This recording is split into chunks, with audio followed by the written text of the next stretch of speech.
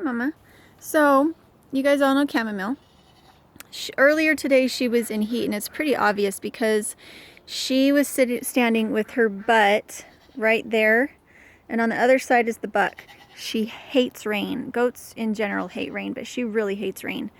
And she was out in the rain with her little butt up against the deck, and she was just standing there with her little tail twitching. So the reason I wanted to talk about this is we like to alternate, and this is the first year that we've actually been able to do it because this is the first year that our goats have come into heat early enough. Hi, Mama. Are you coming out to say hi? Or are you going to think better about it? See where she's going? That is tail wag heaven. So she is so ready to be bred. And in the past, all of them came into heat at the same time, and they waited until December, which is so late. You can still breed through about March. It's still cold enough, but it does make it, it makes it really late in the year to be having kids because it makes your breeding season very short. You have from September until March that you can breed your goats. And if you do some in the very beginning of the breeding season in September, and then do one in the very end of the breeding season in March, it means that you have a 6-month span that you can have one goat coming into heat as the other goat is getting ready to kind of, what's the word, kind of slack off on her lactation. The first 6 months are really strong for milking, and then after 6 months they just start to slack off a little bit and they're not giving as much. And so if you have a new goat coming on as your current milker is going off, it means that you don't lose all your milk production. See, she hates rain, but she's out here because she's in heat. And he can smell her, and he's just on the other side of that wall. And it was really important this year. I'd really like to get him bred sooner. Because I wonder if maybe it's the lateness of the season that makes it so that she's always having bucks. Like that maybe their hormones change a little bit throughout the year, that if I could get her bred earlier, she'd have more does.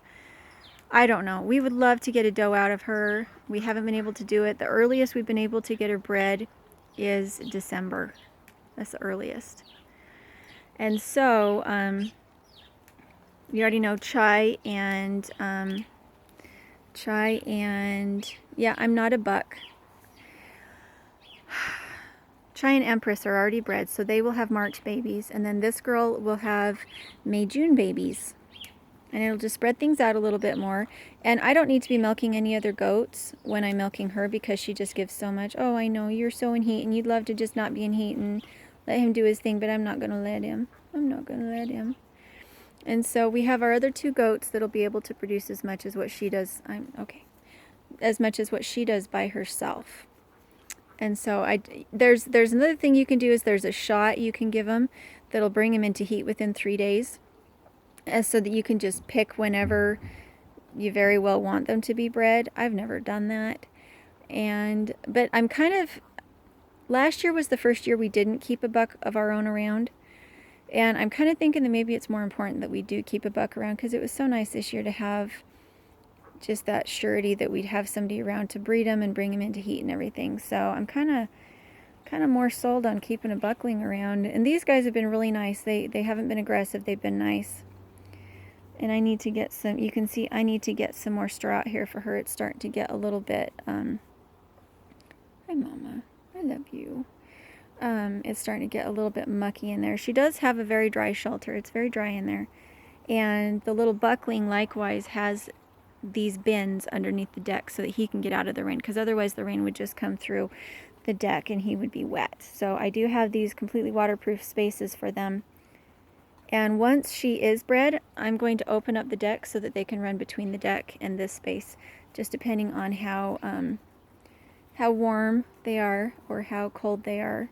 This space here will be the warmest space because it's in the warmest location, because the heat, the sun bounces off the white walls and the white straw and back onto them. So this is our warmest spot in our whole property, whether it's summer or winter.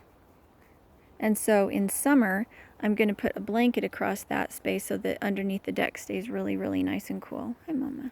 I love you.